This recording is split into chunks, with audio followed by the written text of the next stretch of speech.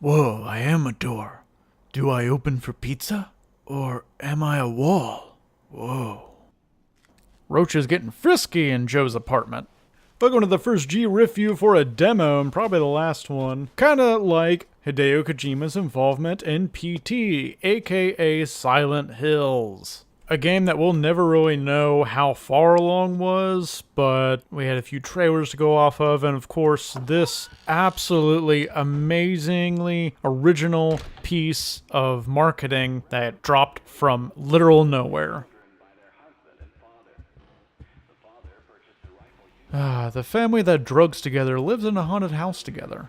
I mean, seriously, only Kojima could pull off this sort of semi-restraint, semi-look who's laughing now sort of pranks that he always plays, or attempts to play, to varying levels of success on the gaming world. This demo was an E3 footnote for Sony, not mentioning Kojima's name, not mentioning Konami, not even having a recognizable name. It was 780 Studios, which of course no one had heard of, hardly anyone paid attention to. But then people started downloading it. People started playing it and going, holy crap, this is actually amazing. But it's really short, and the ending kind of doesn't really do anything. But then, of course, the internet being the internet, within, I think it was either 24 or 48 hours, something insane, someone had unlocked the Norman Reedus filled, very short, Silent Hills trailer at the end with Kojima's name attached and Konami's. That partnership, we found out, was doomed to fail pretty much even before Metal Gear Solid 5 was out the door, let alone in time to save Silent Hills. But here we are. I'm one of the lucky few, I think, to still have PT downloaded, so how does this demo hold up? That answer is a simple and immediate yes, it absolutely does. This is the second best thing that the Fox engine has ever and may ever put out on a home console of any sort.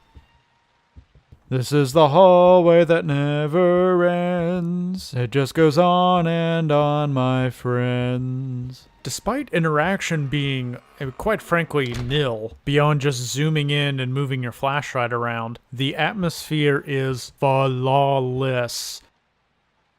These New York booze parties in July really leave the place a mess.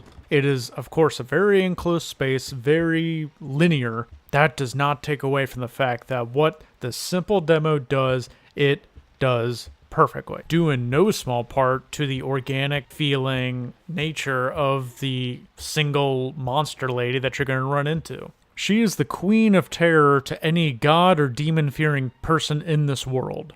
I've seen her appear in 4 or 5 different locations, and within such a small location in and of itself, it is crazy to think of all the possibilities they could have brought to the horror genre if this was a full-fledged game. No, she's just Bane with a baby monitor mask. Nope.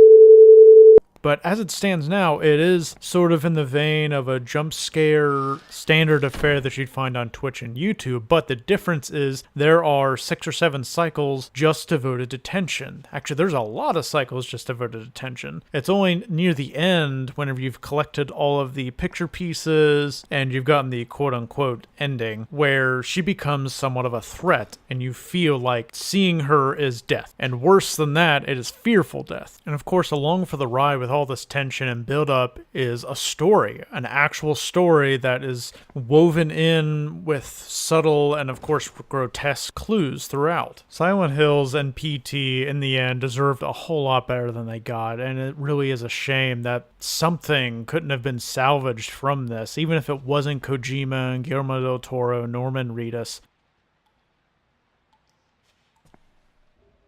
Brandy, are you trying to cook chicken in the sink again? Konami still could have perhaps done something. It's just nothing has ever come of it, except pachinko.